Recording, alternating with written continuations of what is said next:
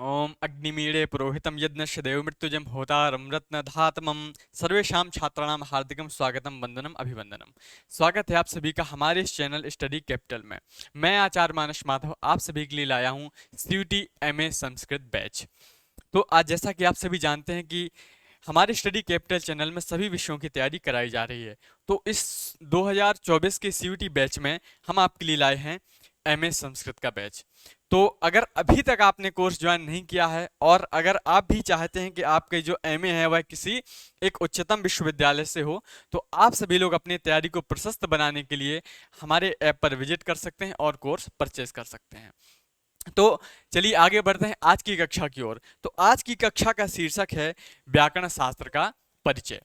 जैसा कि आप सभी जानते हैं कि एमए संस्कृत के अंतर्गत 4 यूनिट यानी 4 घटकों का विषय विभाजन है, जिसमें सबसे पहले यूनिट में वैदिक संहिता का परिचय और वैदिक शास्त्र, और दूसरे यूनिट में व्याकरण शास्त्र, तीसरे यूनिट में छंद शास्त्रीय एवं काव्य शास्त्रीय ग्रंथ, और चौथे यूनिट में साहित्य ग्रंथाह यानी साहित्य के ग्रंथ हैं। तो उन 4 यूनिट्स में जो दूसरा यूनिट है वह है व्याकरण शास्त्र। तो व्याकरण शास्त्र की उस विभाग से यह जो आज विषय निकल कर आया है व्याकरण शास्त्र का परिचय। तो व्याकरण शास्त्र के हम मूल परिचय को आज इस कक्षा में जानेंगे और प्रयास करेंगे कि व्याकरण आखिर ऐसा व्याकरण आखिर ऐसा क्या विषय है और व्याकरण की मुख्य क्या परिभाषा है, व्याकरण का मूल तत्व क्या है। तो इस कक्षा में आज इन्हीं विषयों पर चर्चा होने जा रही है। तो आप सभी लोग आशा करते हैं कि इससे जुड़कर लाभान्वित हो सकेंगे। तो आइए आगे बढ़ते हैं आज की कक्षा की ओर। तो व्याकरण शास्त्र का परिचय, सबसे पहले शीर्षक है व्याकरण शास्त्र का परिचय। व्याकरण शास्त्र के परिचय में प्रश्न आता है कि व्याकरण क्या है। व्याक्रियन्ते व्युत्पाद्यन्ते शब्दाः अनेन इति व्याकरणम। सबसे पहले व्याकरण शास्त्र को बताने के लिए इसकी परिभाषा यहाँ पर बताई जा रही है। व्याक्रियन्ते व्युत्पाद्यन्ते शब्दाः अनेन इति व्याकरणम। विशेष प्रकार की क्रियाओं के निरूपण के द्वारा जो विशेष प्रकार के शब्दों का संचालन जिससे हो वह क्या है, व्याकरण है। यह व्याकरण शास्त्र की पहली परिभाषा यहाँ पर बताई जा रही है। तो आप सभी जानते हैं कि व्याकरण शास्त्र का उद्भव कहाँ से हुआ है। अभी इसके बारे में भी आगे चर्चा करेंगे, किंतु संक्षेप में आपको बता दूं कि व्याकरण शास्त्र महर्षि पाणिनि के अष्टाध्यायी से उसका जो मूल ग्रंथ है वह प्रारंभ होता है। व्याकरण का मूल शास्त्र और जो मूल तत्व है वह महर्षि पाणिनि के अष्टाध्यायी से प्रारंभ होता है। अष्टाध्यायी का जो मूल तत्व है वह भगवान शिव के द्वारा प्रदत्त चतुर्दश माहेश्वर सूत्रों से प्रारंभ होता है। तो व्याकरण का जो सार है वह क्या है, चतुर्दश माहेश्वर सूत्र, जो कि भगवान शिव की डमरू से निकले हैं। किस प्रकार निकले हैं वह अभी आगे हम उसी विषय पर चर्चा करेंगे। तो सबसे पहले जानते हैं व्याकरण क्या है। व्याकरण क्या है, विशेष प्रकार की क्रियाओं के अन्वय के द्वारा विशेष प्रकार के शब्दों के प्रयोग करने की क्रिया को हम क्या कहते हैं, व्याकरण कहते हैं। दूसरी परिभाषा कह रहे हैं लक्ष्य लक्षणे व्याकरणम लक्ष्यम शब्दाः लक्षणम सूत्रम। लक्ष्य और लक्षण इन दोनों के समवाय प्रयोग को व्याकरण कहते हैं। व्याकरण किसको कहते हैं, लक्ष्य और लक्षण आदि ग्रंथों के समवाय प्रयोग को। तो लक्ष्य क्या है, यहां पर लक्ष्य है शब्दाः यानी शब्द लक्ष्य है, और लक्षण क्या है, लक्षण है सूत्रम।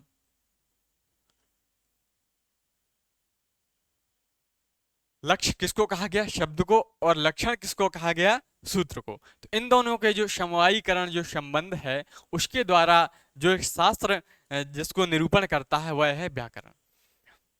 ये दो परिभाषाओं के बाद आगे इसमें प्रश्न दिया गया है व्याकरण क्यों पढ़ें। अब देखिए, किसी भी शास्त्र के बारे में जब चर्चा की जाती है तो उसकी महत्ता बताई जाती है कि भाई हमें ये क्यों पढ़ना चाहिए, इसकी इतनी आवश्यकता ही क्यों है। कोई भी जब किसी भी विषय पर जब चर्चा होती है तो 2-3 प्रश्न आते हैं। एक प्रश्न है कि क्या, यानी वो क्या है। दूसरा प्रश्न है क्यों, कि भाई हम उसे क्यों पढ़ें। फिर उसके बाद आता है कैसे, कि कैसे पढ़ें। उसके बाद आता है कहाँ, कि ऐसा हम कौन से गुरुकुल में, कौन से विद्यालय में, कौन से इंस्टीट्यूट में हमें वह अध्ययन या वह पढ़ाई सुलभ होती है। तो धीरे धीरे जो क्यों, क्या, कैसे, कहाँ वाले जो प्रश्न हैं ये आपके क्रमशः धीरे धीरे सॉल्व होते हैं। तो सबसे पहले आया क्या, व्याकरण क्या है। दूसरा उसी क्रम में दूसरा प्रश्न आता है कि व्याकरण क्यों पढ़ना आवश्यक है। तो इसके लिए यहाँ पर एक श्लोक के माध्यम से समझाया जा रहा है। श्लोक से पहली परिभाषा है रक्षार्थम वेदानाम अध्ययम व्याकरणम। वेदों की रक्षा के लिए, ना अपितु मात्र वेदानाम, अपितु संस्कृति संरक्षणाय, सनातन संस्कृति संरक्षणाय। तो वेदों की रक्षा के लिए और अपनी संस्कृति की रक्षा के लिए अध्ययम व्याकरणम, व्याकरण पढ़ना आवश्यक है। तो जब तक व्याकरण का ज्ञान नहीं होगा तो हम वेदों की रक्षा नहीं कर पाएंगे, हमें वेद शब्द का ही अर्थ पता नहीं होगा। तो इसलिए व्याकरण की महत्ता तो बिल्कुल है, क्योंकि जब जड़ ही नहीं होगा तो हम पेड़ के तना पत्ते आदि की कल्पना नहीं कर सकते। तो जिस प्रकार से एक वृक्ष की जड़ और मूल आवश्यक है, उसी प्रकार इसमें व्याकरण की महत्ता है। रक्षार्थम वेदानाम अध्ययनम अध्येयम व्याकरणम, वेदों की रक्षा के लिए हमें व्याकरण का अध्ययन करना चाहिए। अब उसके बाद श्लोक के माध्यम से बताते हैं कि यद्यपि बहुनाधीशे तथापि पठपुत्र व्याकरणम, यद्यपि बहुनाधीशे तथापि पठपुत्र व्याकरणम सुजनः सुजनो मा भूत सकलम शकलम सकृत छकित, सकलम शकलम सकृत छकित। अब बताइए, इसमें एक कथा प्रचलित है। तो एक पिता हैं और उनका जो पुत्र है वह संस्कृत अनुरागी है, संस्कृत पढ़ना चाहता है। इसमें हालांकि बहुत जगह नाम भी दे देते हैं कि पिता का नाम ये था, पुत्र का नाम ये था, किंतु उसमें काफी विवादास्पद स्थिति है। इसलिए हम आपको सिर्फ इतना बता रहे हैं कि एक पिता है और एक पुत्र है, वह दोनों आपस में आपस में वह वार्तालाप कर रहे हैं। तो पुत्र है जो वह पिता से कह रहा है कि पिताजी मैं संस्कृत पढ़ना चाहता हूं, तो मैं क्या पढूं, और मुझे आप ऐसा कोई न्यूनतम ग्रंथ बताइए जो मुझे ज्यादा ना पढ़ना पड़े, बस मैं एक ही विषय को अगर पढ़ लूं तो मेरा कार्य हो जाए। या फिर उसके पूछने का आशय ये था कि मुझे सबसे पहले कौन सा ग्रंथ पढ़ना चाहिए, सबसे पहले कौन सा विषय पढ़ना चाहिए जिसके बाद मैं संस्कृत पढ़ने के क्रम में आगे बढ़ सकूं।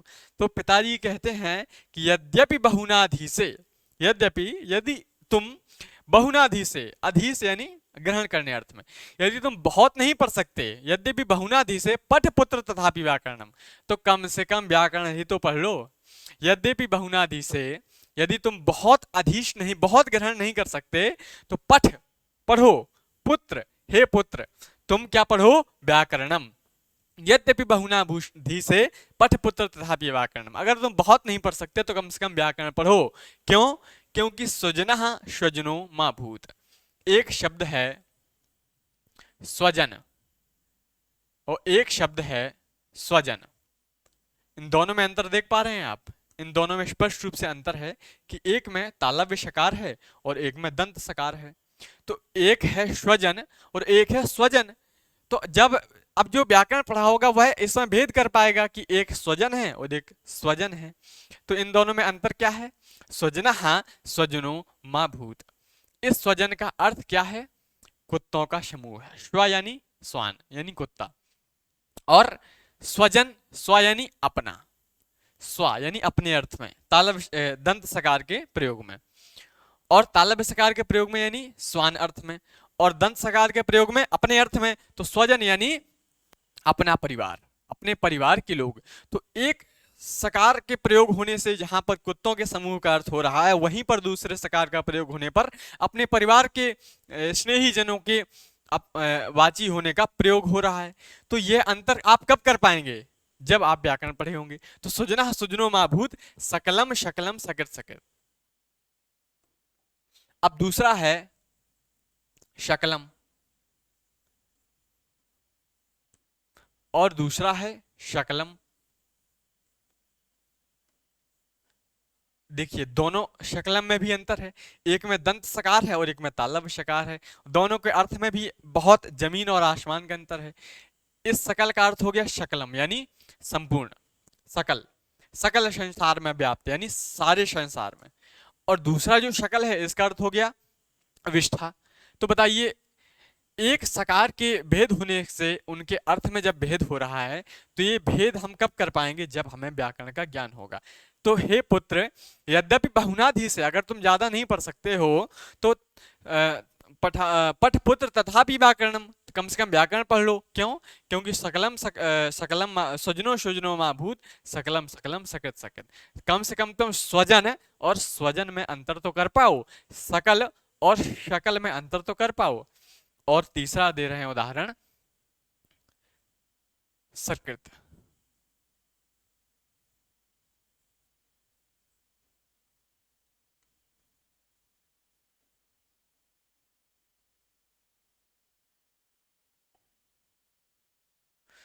सकृत, सकृत का अर्थ हो गया बहुत थोड़ा सा, क्योंकि उसमें दंत सकार है।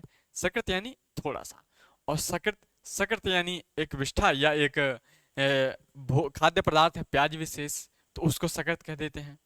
तो सजनो सुजनो माभूत और सकलम सकलम सकृत सकृत। तो जब आप व्याकरण पढ़े होंगे तब आप इन दोनों में अंतर कर पाएंगे कि कहाँ पर दंत सकार के प्रयोग से उसका अर्थ में भेद है और कहाँ पर तालव्य सकार के उसका प्रयोग करने पर उसका भेद है। तो इसलिए कह रहे हैं पिताजी कि यद्यपि बहुनाधि से पठ पुत्र तथापि व्याकरणम और सजनो सजनो माभूत सकलम सकलम सकृत सकृत, ताकि तुम व्याकरण पढ़ के यह जो समवर्ती उच्चारण में होने वाले शब्द हैं इनमें तुम अंतर तो कर पाओ। और उसके बाद बताते हैं कि रक्षा, ऊह, आगम, लघु और असंदेह, ये इसमें इसके प्रयोजन होते हैं, व्याकरण पढ़ने के इसमें प्रयोजन होते हैं। इसके बारे में भी अपन विशेष में चर्चा करेंगे इसके व्याकरण शास्त्र की जब विषय कक्षाएं चलेंगी। तो सबसे पहले आती है प्रचलित व्याकरण। प्रचलित व्याकरण कौन है? पाणिनीय शास्त्र व्याकरण। तो पाणिनीय जो व्याकरण है, पाणिनि जी की विरचित व्याकरण है, वह प्रचलित व्याकरण है। और पाणिनि जी से जो भिन्न व्याकरण है वह ऐन्द्र व्याकरणम, चांद्र व्याकरणम, काककृत्स्न व्याकरणम, कौमार व्याकरण, साकटायन व्याकरण, सारस्वत व्याकरण और अपिशलभ व्याकरण और साकल व्याकरण, और 9वें नंबर पर है पाणिनि व्याकरण जो सर्वथा प्रचलित है और प्रामाणिक है। तो पाणिनि जी की व्याकरण ही सबसे ज्यादा प्रचलित और प्रमाणित मानी जाती है। अब इन व्याकरणों में भी दो भेद हैं, एक प्राचीन व्याकरण और एक नव्य व्याकरण। तो यह दोनों भेद, इसमें इन दोनों में कोई विशेष भेद नहीं है, यह उसके पाठ के और विषय वस्तु के क्रमांक के अनुसार उसमें भेद रखा गया है, किंतु इन दोनों का विषय भिन्न नहीं है। तो अब इनमें से हमें पढ़ना क्या है? पाणिनि व्याकरण, जो कि मुख्य है और सर्वाधिक प्रचलित है। उसके बाद अब प्रश्न आता है कि व्याकरण की रचना हुई, तो व्याकरण की रचना में सूत्रकार कौन है और वार्तिककार कौन है और भाष्यकार कौन है? तो व्याकरण शास्त्र की रचना में 3 प्रकार की रचनाएं हुई। सबसे पहले पाणिनि जी ने सूत्र लिखे, किसमें? अष्टाध्यायी अपनी पुस्तक में, जिसमें 8 अध्याय हैं और प्रत्येक जिसमें 8 अध्याय हैं और प्रत्येक अध्याय में 4 पाद हैं। तो 64 पादों से युक्त अष्टाध्यायी पुस्तक है जिसमें पाणिनि जी ने सूत्रों की रचना की है। और उन्हीं सूत्रों पर वार्तिककार जो कात्यायन है, उन्हें वररुचि भी कहा जाता है, उन्होंने वार्तिक की रचना की। और जो भाष्यकार हैं उन्होंने, यानी पतंजलि जी ने व्याकरण पर महाभाष्य की रचना की। अब इन तीनों की परिभाषा और तीनों की रचना का कारण जान लेते हैं। सूत्र की परिभाषा कहते हैं कि अल्पाक्षरम संदिग्धम सारवद विश्वतो मुखम अस्तो भमन वद्यंचा सूत्रम सूत्र विदो विदुः। कम अक्षरों वाला, अल्पाक्षर मिदम, कम अक्षरों वाला, और असंदिग्धम, असंदिग्ध यानी असंदेह की स्थिति को ज्ञात कराने वाला। सारस्वद विश्वतोमुखम, सारतम प्रक्रिया शरणी, यानी कि जहां पर सार गर्भित बात कही जा रही हो, जहां जहां सूत्र प्रवृत्त हो वहां वहां सूत्र प्रवृत्ति दोष रहित और अनिंदनीय होना सूत्र की परिभाषा है। यानी अस्तोभ अमन वद्यंचा सूत्रम सूत्र विदो विदु, यानी कि सूत्र प्रवृत्ति और दोष रहित हो। अनिंदनीय, दोष रहित कब होगी? जब उसमें कोई भी दोष नहीं होगा, और अनिंदनीय भी तभी होगी जब उसमें कोई दोष नहीं होगा, नहीं तो वह विद्वत समाज द्वारा निंदा उसकी कर दी जाएगी। तो ये सूत्र की परिभाषा है। उसके बाद अब कह रहे हैं वार्तिक की परिभाषा। दूसरे क्रम में कह रहे हैं वार्तिक की परिभाषा कि उक्तानुक्त द्रुक्ता नाम, उक्तानुक्त द्रुक्ता नाम चिंता यत्र प्रवर्तते। उक्ता, उक्त और अनुक्त और दुरुक्त 3 स्थितियां हैं। उक्त यानी जो कह दिया गया है, अनुक्त यानी जो नहीं कहा गया है, और दुरुक्त यानी जो कुछ गलती से या त्रुटिवश गलत कह दिया गया है। तो उक्त, अनुक्त और दुरुक्त, जब इन तीनों की स्थितियां बनती हैं तो कई बार सूत्रों में ऐसी स्थितियां पैदा हो जाती हैं कि जहां पर सूत्रों की रचना में प्रयोग सिद्धि संभव नहीं हो पाती। तो उक्ता अनुक्त दुरुक्ता नाम, जहां पर उक्त यानी कुछ ज्यादा कह दिया गया हो, अनुक्त यानी कुछ कम कह दिया गया हो, और दुरुक्त यानी कुछ गलत कह दिया गया हो। तो इन 3 स्थितियों में चिंता यत्र प्रवर्तते, जहां पर ऐसी चिंता प्रवृत्त होती है वहां पर ग्रंथम तम वार्तिकम प्राहु वार्तिक ज्ञा मनीषण, वहां पर वार्तिक कार्य वार्तिक की आवश्यकता को दर्शाते हैं और वहां पर वार्तिक की आवश्यकता होती है। तो वार्तिक में सूत्र में कहे गए छूट गए अन्यथा कहे गए विषयों का चिंतन होता है, यही वार्तिक की परिभाषा है। आगे कह रहे हैं भाष्य की परिभाषा, सूत्रार्थो वर्ण्यते यत्र पदम सूत्रानुसार भी स्वपदानि च वर्ण्यन्ते भाष्यम भाष्य विदो विदुः। वाह। सूत्रार्थो वर्ण्यते यत्र, जहां पर सूत्र का अर्थ का वर्णन किया जाए। सूत्रार्थो यानी जहां पर सूत्र के अर्थ का वर्णन किया जाए, पदम सूत्रानुसार भी, और जो पद हैं वह सूत्र के अनुसार हों। स्वपदानि च वर्णनते, और वह उसमें अपने भी पद निहित किए गए हों सूत्र के अनुसार। तो ऐसे में क्या होता है, भाष्यम भाष्य विदो विदु, विद्वान लोग ऐसे शास्त्र को भाष्य कहते हैं। विद्वान लोग ऐसे शास्त्र को भाष्य कहते हैं। सूत्र के अर्थों की व्याख्या सूत्र के अनुसार अपने शब्दों में करना क्या कहलाता है, भाष्य कहलाता है। यानी अर्थ किसका होगा, सूत्र का होगा, शैली किसकी होगी, भाष्यकार की होगी। तो उनको अपने शब्दों में जो निहित करेंगे तो क्या कहलाएगा, वह भाष्य कहलाएगा। आगे बढ़ते हैं संख्या में व्याकरण। व्याकरण को संख्या के रूप में अब एक दृष्टिकोण में देखा जा रहा है। तो सूत्र ग्रंथ क्या है, अष्टाध्यायी। मुख्य व्याकरण शास्त्र का मुख्य ग्रंथ है अष्टाध्यायी, जिसकी नींव है चतुर्दश माहेश्वर सूत्र। अयुण लृलृक एयं एयौ छैवर लड़ यमगणम झपई गर्दस जब गर्दस खपचर चरतो कबे शशर हल। ये चतुर्दश माहेश्वर सूत्र पाणिनि अष्टाध्यायी के सार हैं। लगभग इसमें कितने हैं, 4000 सूत्र हैं, 8 अध्याय हैं और 32 पाद हैं। एक अध्याय में 4 हैं तो 8 चौके 32, यानी कि 32 पाद हैं। और वार्तिक ग्रंथ कितने हैं, कात्यायन द्वारा विरचित लगभग 5000 वार्तिक हैं।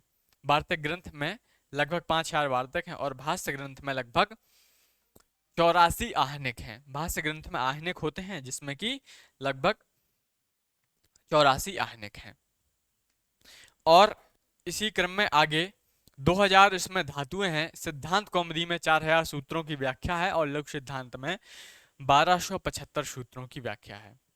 लघु सिद्धांत कौमुदी में 1275 सूत्रों की व्याख्या और सिद्धांत कौमुदी में 4000 सूत्रों की व्याख्या है।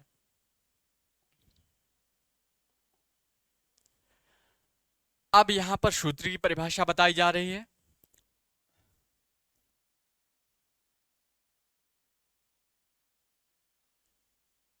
कि सूत्र का प्रकार कैसा होता है, सूत्र की परिभाषा कैसी होती है। तो सबसे पहला श्लोक है कि संज्ञा चा परिभाषा चा विधिर नियम एवं चा अतिदेशोधिकारश्चा षड्विधम सूत्र लक्षणम। यानी कि संज्ञा सूत्र, परिभाषा सूत्र, विधि सूत्र, नियम सूत्र, अतिदेश सूत्र और अधिकार सूत्र। सूत्र के ये 6 प्रकार होते हैं जो हमें लघु सिद्धांत कौमुदी आदि ग्रंथों में 6 प्रकार सूत्र के देखने को प्राप्त होते हैं। अब यहाँ पर संज्ञा सूत्र की परिभाषा क्या है, संज्ञाकरणम व्यवहार्थम लोके, जो सूत्र संज्ञा को विधान करता है, संज्ञा को बताता है, वह सूत्र क्या कहलाता है, संज्ञा सूत्र कहलाता है। शास्त्र में अनेक प्रकार के कार्यों के व्यवहार के लिए जिन सूत्रों का आवश्यक संज्ञाओं यानी आवश्यक नाम विधान किया जाए, ऐसे सूत्रों को हम संज्ञा सूत्र कहते हैं। तो व्याकरण में लगभग 280 संज्ञा सूत्र हैं। उसके बाद उदाहरण यानी कैसे कौन कौन संज्ञा सूत्र कहलाते हैं, तो जैसे गुण संज्ञा, वृद्धि संज्ञा, एत संज्ञा, आदर्शन संज्ञा, टी संज्ञा, घू संज्ञा इत्यादि करते हैं जो, तो वह क्या कहलाते हैं, संज्ञा सूत्र कहलाते हैं। जैसे टी संज्ञा चौंत्यादि टी करता है, लोप संज्ञा दर्शनम लोपा, गुण संज्ञा देंगुणा, अप्रत संज्ञा अपकृत एकाल प्रत्यर्था प्रत्यय, उपधा संज्ञा कौन करता है, अलोन्त्यात पूर्वोपधा। तो ये सभी संज्ञा सूत्र हैं जो अलग अलग संज्ञाओं का निर्देशन करते हैं। उसके बाद अगला है परिभाषा सूत्र, अनियम नियम कारिणी परिभाषा, यानी नियमों की स्थिरता व नियम के ना होने पर जो नियम व्यवस्थापन जिन सूत्रों के द्वारा किया जाता है वह कहलाते हैं परिभाषा सूत्र, क्योंकि वह सूत्रों के अर्थ को परिभाषित करते हैं। सामान्यतः विधि सूत्रों की प्रवृत्ति जब संदेह में हो तब परिभाषा सूत्र उपस्थित होते हैं। विधि सूत्र जब कोई विधान करता है किंतु फिर भी वहां पर कोई संदेह की उपस्थिति उत्पन्न होती है तब वहां पर परिभाषा सूत्र की आवश्यकता होती है। जैसे एक परिभाषा सूत्र का उदाहरण दे रहे हैं, षष्ठी स्थाने योगा, यह अनिर्धारित संबंध विशेषा षष्ठी स्थाने योगा बोध्या स्थानम चा प्रसंगम इसकी वृत्ति है। और इसका अर्थ है कि किसी संबंध विशेष के निर्धारित ना किए जाने पर षष्ठी स्थान के संबंध वाली बन जाती है। जब यहाँ पर आप प्रयोग सिद्ध करेंगे तो उसमें देखेंगे कि जो विधि सूत्र है उसका बाधित होने पर तब यहाँ पर परिभाषा सूत्र लगकर उसके क्रम को आगे बढ़ाते हैं। तो ये जैसे कोई अनर्ची सूत्र में जो एक है वह षष्ठी विभक्ति है, उसका ये अर्थ होता है एक के स्थान पर। ये किसने बताया? परिभाषा सूत्र में। जैसे तस्मिन् इति निर्दिष्टे पूर्वस्य सप्तमी निर्देशन विधिमानं कारणम वर्णांतरेण व्यवहतस् पूर्वस्य बोध्यम। तो ये परिभाषा सूत्र हैं जो कि विधि सूत्र के निर्दिष्ट होने पर जब उनकी अर्थों में जब वहां पर तब भी वह बात नहीं बन पाती, प्रयोग सिद्धि नहीं हो पाती, तब वहां पर परिभाषा सूत्र आकर उस कार्य को सही करते हैं। अगला है विधि सूत्र। ये विधीयते सा विधि, जिन सूत्रों के द्वारा आदेश, लोप, आगम या किसी प्रकार का कोई विधान हो वह विधि सूत्र कहलाते हैं। तो विधि यानी विधान करने वाले सूत्र। जैसे जैसे विधि सूत्र में आप कई देखेंगे, जैसे तस्मिन् निर्दिष्टे पूर्वस्य के बाद प्रयोग होने वाले विधि सूत्र हैं जिनके द्वारा ही जो शुद्ध उपास्य, मध्वरी और धातु सलाकृति इत्यादि प्रयोग सिद्ध हो पाते हैं। उसके बाद है आदेश। तो विधि सूत्र में बताया गया है एको यानी आदगुणा और लोपासा कलश इत्यादि। उसके बाद आदेश सूत्र है। आदेश सूत्र यानी शत्रुवद आदेशः भवन्ति, शत्रुवाद आदेशा भवन्ति। जहां पर नियम सूत्र, परिभाषा सूत्र, विदुष सूत्र द्वारा भी प्रयोग सिद्धि नहीं हो पाती, कार्य नहीं हो पाता, वहां पर कौन आता है? आदेश सूत्र। आदेश सूत्र क्या कहते हैं? शत्रुवद आदेशा भवन्ति। जहां पर आदेश सूत्र का प्रमाण हो जाता है उसके आगे कोई भी सूत्रों की स्थिति और स्वीकार नहीं की जाती है। शत्रुवद आदेशा भवन्ति। उसके बाद है आगम सूत्र। आगमः मित्रवत भवन्ति। आगम कैसे होते हैं? मित्रवत होते हैं। और आदेश कैसे होते हैं? शत्रुवत। यानी एक बार अगर उनका आदेश हो गया तो वो फिर हटने वाले नहीं है। और आगम कैसे होते हैं? मित्रवत, यानी कि आपके अनुसार, प्रयोग सिद्धि के अनुसार ही इनका चयन होता है। आगम सूत्र में कहा गया है त्रिट आगम यानी आद्यावयव, कित आगम अंतावयव, मित आगम अत समुदाय में अंतिम अत से परे। तो ये तीन अवयव यहाँ पर किसके द्वारा होता है?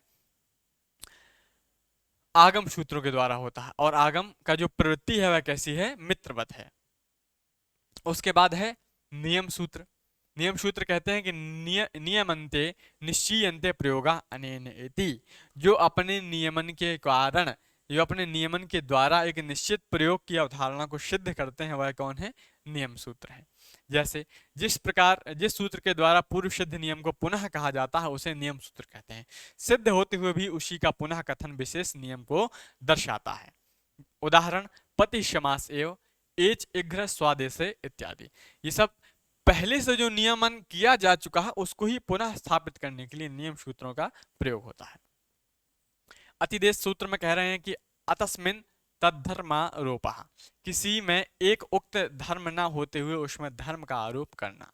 यानी कि उक्त धर्म में किसी एक विशेष संज्ञा को वहां पर निहित ना किया गया हो, अपितु उसमें उस धर्म का आरोप करना ही अतिदेश सूत्र का कार्य है। अतस्मिन तद्धर्मारोपः। उदाहरण में जैसे त्रज्वत क्रोष्ठु अंतादि बच्चा, जब आप अचसंधि पढ़ेंगे तो उसमें अंतादि बच्चा आदि सूत्रों का वहां पर प्रयोग होता है, तो उसमें आप जानेंगे कि इस प्रकार के अतिदेश सूत्रों का वहां पर क्या प्रयोग होता है, कैसे प्रयोग होता है। अगला सूत्र है अधिकार सूत्र। स्वस्थले लक्ष्य संस्कार बोध जनकत्व सती शोत्तर वर्ती विधि सूत्री के वाक्यतात्पन्नत्वम। वे सूत्र जो अपने द्वारा अपने स्थान पर पढ़े गए हैं, वे सूत्र जो अपने पढ़े गए स्थान पर किसी अर्थ का बोध नहीं कराते किंतु बाद आने वाले विधि सूत्रों के साथ मिलकर अर्थ का बोध कराते हैं। यानी कि जो अपने द्वारा जो उनकी अर्थ की निष्पत्ति हो रही है उसके वो बोधक नहीं है, अपितु उसके बाद जो विधि सूत्र आ रहे हैं तो विधि सूत्रों के साथ मिलकर जो अर्थ का बोध कराते हैं वह होते हैं अधिकार सूत्र। यानी कि अधिकार सूत्र अपने ऊपर सेल्फ डिपेंडेंट नहीं है बल्कि विधि सूत्रों के ऊपर वह पराश्रित हैं।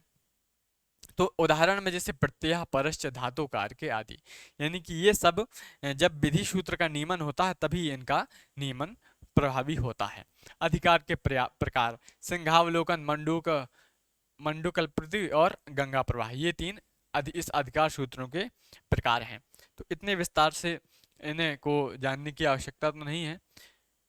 तो इस प्रकार से 6 प्रकार थे सूत्र के, 6 प्रकारों को आपने जाना। उसके बाद अब विषय को इससे भी मूल तत्व की ओर ले जा रहे हैं कि पहले अष्टाध्यायी को जाना, अष्टाध्यायी में सूत्रों को जाना। अब सूत्रों की जो उत्पत्ति है वह कहाँ से हुई है, अब इस विषय को वहां पर ले जा रहे हैं। महेश्वरात आगतानी इमानी सूत्राणी महेश्वराणी, जो महेश्वर से प्राप्त हुए हैं सूत्र वह क्या है, माहेश्वर सूत्र हैं। महेश्वरात आगतानी इति माहेश्वराणी, तो माहेश्वर से प्राप्त हैं इसलिए माहेश्वराणी सूत्र हैं। कौन कौन से हैं, अय्यों लिलक एयोंग अयौच हैवरट लड़ यमगर्णम झपई गर्दस जब गर्दस खप चढ़ता कपय शशर हल। इनकी उत्पत्ति का जो कारण है वह क्या है कि नृत्तावशाने नटराज राजो ननाद ढक्काम नव पंचवारम उद्धर तुकामः सनकादिसिद्धा नेतद्विमर्शे शिवसूत्र जालम। नृत्तावसाने नटराज राजो, नृत्य के अवसान में, अवसान यानी स्थिति, नृत्य के अवसान में नटराज राजो, जो नटों के भी राज हैं, नटराज, नटराज राजो, नटराज जो नट करते हैं ना, नृत्य आदि नट क्रियाएं, जैसे गांव क्षेत्र आदि में नट दिखाने वाले आते थे कि भाई नट दिखाने वाले आए हैं, चलिए देखने चलिए। तो जो नटराज, एक हो गया नट, एक हो गया नटराज जो नटों के भी राज हैं, और एक हो गए नटराज राजो यानी नटराज के भी जो राजा हैं। ये बहुत बड़ी इनके लिए उपमा दी गई है। तो ऐसे कौन, भगवान शिव। नृत्तावसाने नटराज राजो ननाद ढक्काम नव पंचवारम, इन्होंने ननाद ढक्काम अपने डमरू का नादन किया यानी उसको बजाया। कितनी बार, नव पंचवारम, 9 और 5 यानी 14 बार बजाया।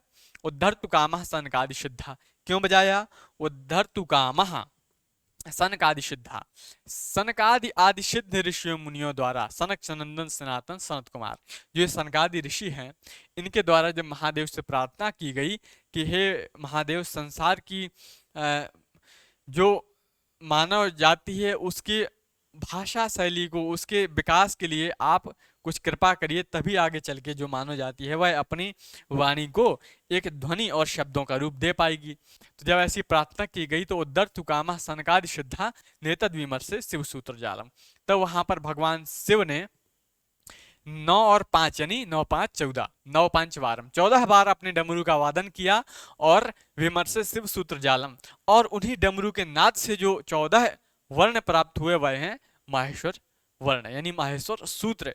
तो अय्युण आदि यह जो 14 माहेश्वर सूत्र हैं, भगवान शिव की डमरू बजाने पर उद्धर तुकामः सनकादि आदि सिद्ध मुनियों का उद्धार करने के लिए जब उनके द्वारा प्रार्थना की गई, तब भगवान ने अपनी डमरू का वादन करके इन 14 माहेश्वर सूत्रों को प्रकट किया। फिर उन 14 माहेश्वर सूत्रों को आधार मानकर पाणिनीय जी ने व्याकरण शास्त्र की रचना की, अष्टाध्यायी की रचना की। फिर उस अष्टाध्यायी के बाद वैयाकरण सिद्धांत कौमुदी लोक सिद्धांत आदि आदि महाभाष्य वार्तिक आदि आदि ग्रंथ बनते चले गए। तो इस प्रकार से व्याकरण शास्त्र का जो मूल है और व्याकरण शास्त्र की जो उत्पत्ति का जो मूल एक क्रम है और जो सार है वह है 14 माहेश्वर सूत्र। तो यह 14 माहेश्वर सूत्र ही व्याकरण शास्त्र का सार है और व्याकरण शास्त्र का मूल तत्व है और जड़ है। यहीं से सारी व्याकरण प्रारंभ होती है, ये आप हमेशा ही ध्यान रखेंगे। उसके बाद अब कुछ सूत्र विशेषों का उच्चारण स्थान बताया गया है, ये आप जब लघु सिद्धांत कौमुदी पढ़ेंगे तब उसमें आपको यहाँ पर व्याख्या की जाएगी। अब आते हैं कि उन 14 माहेश्वर सूत्रों को आधार मानकर किन किन आचार्यों ने ग्रंथों की रचना की। तो सबसे पहले तो पाणिनि जी ने अष्टाध्यायी की रचना की है, उसके बाद की यहाँ पर बात की जा रही है। तो लघु सिद्धांत कौमुदी की रचना वरदराजाचार्य ने की है, मध्य सिद्धांत कौमुदी की भी रचना वरदराजाचार्य ने की, और सरल लघु सिद्धांत कौमुदी इसकी भी रचना वरदराजाचार्य जी ने की है, और वैयाकरण सिद्धांत कौमुदी की रचना भट्टोजी दीक्षित ने की है। प्रौढ़ मनोरमा इति शास्त्र, इस शास्त्र की रचना भट्टोजी दीक्षित जी ने की है। शब्द कौस्तुभ नाम के ग्रंथ की रचना भट्टोजी दीक्षित जी द्वारा की गई है। वैयाकरण भूषण कारिका की रचना भट्टोजी दीक्षित जी द्वारा की गई है। और बाल मनोरमा टीका, यह वासुदेव दीक्षित जी की टीका है। तत्वबोधिनी, यह ज्ञानेन्द्र सरस्वती जी का ग्रंथ है। और वैयाकरण भूषण सार, यह कौंड भट्ट जी का शास्त्र है। और काशिका वृत्ति, यह बामन जयादित्य आचार्य जी के द्वारा लिखा गया व्याकरण शास्त्र संबंधी ग्रंथ है। तो पाणिनि जी के अष्टाध्यायी के बाद यह व्याकरण शास्त्र संबंधी महत्वपूर्ण ग्रंथों की यहाँ पर चर्चा की गई। तो इन सभी ग्रंथों को और इन सभी के रचनाकारों को भी आपको याद रखना है। तो आज की इस कक्षा में हमने जाना व्याकरण शास्त्र का परिचय और व्याकरण शास्त्र से जुड़े हुए कुछ महत्वपूर्ण बिंदुओं को। अगली कक्षा में एक नए विषय के साथ आप सभी से पुनः मिलन होगा। उसके बाद उस अगले जो नया विषय होगा उसके बारे में भी यहाँ पर लोग जानेंगे और अपनी शिक्षा को और प्रशस्त करने का प्रयास करेंगे। तो आप सभी से निवेदन है, आप सभी लोग अपनी तैयारी को अच्छा बनाइए, प्रशस्त बनाइए। आपके भविष्य के लिए मंगल शुभकामनाएं। और CUET MS संस्कृत और CUET 2024 से बैच की किसी भी बैच से रिलेटेड जानकारी के लिए आप हमारे चैनल को सब्सक्राइब कर सकते हैं। और अपडेट रहने के लिए किसी भी जानकारी से रिलेटेड, किसी भी प्रकार की जानकारी से रिलेटेड वीडियो को देखने के लिए आप सभी लोग इस पर विजिट कर सकते हैं। तो आप सभी लोगों को नमः संस्कृताय, बहुत बहुत शुभकामनाएं आपके भविष्य के लिए। और जय श्रीमन्नारायण, जय श्रीमन्नारायण, जय श्रीमन्नारायण।